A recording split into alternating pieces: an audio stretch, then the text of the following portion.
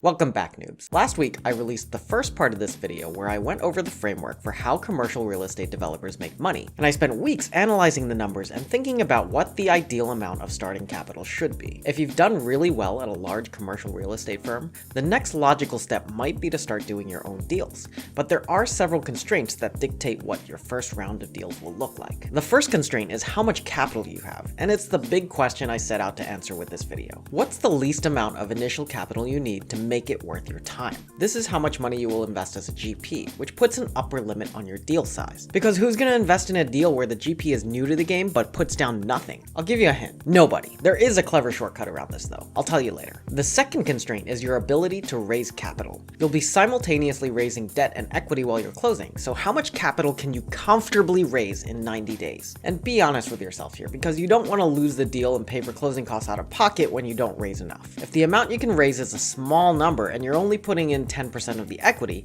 your largest deal size will be limited to how much outside equity you can raise. The third constraint is the complexity level of the project you can take on and that investors trust you with, because maybe investors don't trust you with a ground up project, so you can only raise quickly for a light value add project. This shrinks your development fees and deal profits, leading to very little operating revenue, but faster project life cycles. I put together a spreadsheet and started playing around with these three constraints to see what the ideal starting capital would be, assuming that you're setting out to make more than the higher end of CRE salaries. And in the process, I ended up unveiling a hidden layer of constraints, because the amount you can raise and type of projects you can execute on dictate your fees, exit timelines, and your operating costs. And the operating costs start at a level where you most likely have to outlay some working capital, but they scale linearly as your fees and profits should scale exponentially. Watch the previous video for details on typical operating expenses. So the ultimate goal is to work on deals big enough where the spread between revenues and OPEX is very comfortable. So let's dive into this and look at what happens in the extreme case where you start with no cash and want to completely bootstrap the entire business and carry it all on your own back.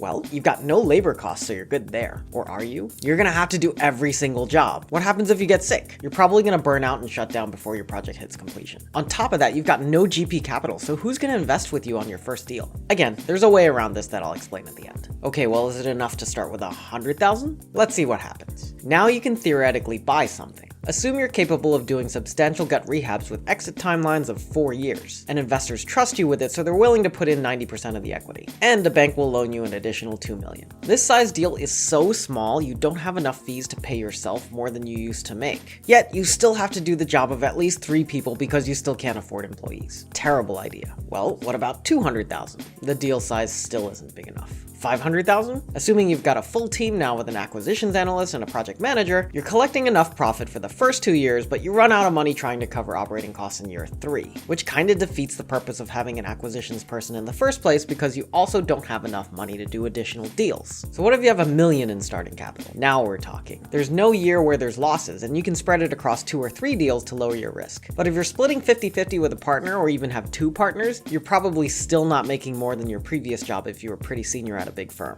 Let's keep stretching this. What happens at $2 million of starting capital and being able to do ground up deals up to $20 million with exit timelines of 5 years? If you worked at a large institution, it's not unusual to have the banking and investor contacts who trust you to do this. The numbers turn out much healthier. You're comfortably making a salary that's at least $500,000, and if all your exits go well, you get a huge $6 million payout in year 4 or 5. And once you've successfully completed a round of deals, things actually just keep getting easier. You have a track record, more investors will be comfortable with you, and since you have more cash, you can do larger deals, more deals, and hire more people. So if you pick your deals wisely and don't screw them all up at the same time, it's not unusual to see profits of $10 million a year and up when you start exiting your next rounds of deals. By the way, if you want to play around with the spreadsheet, it's available to download in the description. A lot of the assumptions are really simplified, so tweak them and see what happens. Now there's one massive assumption I made in this analysis that's way too textbook: that you as an entrepreneur will adhere to market standard deal structures, because entrepreneurs hate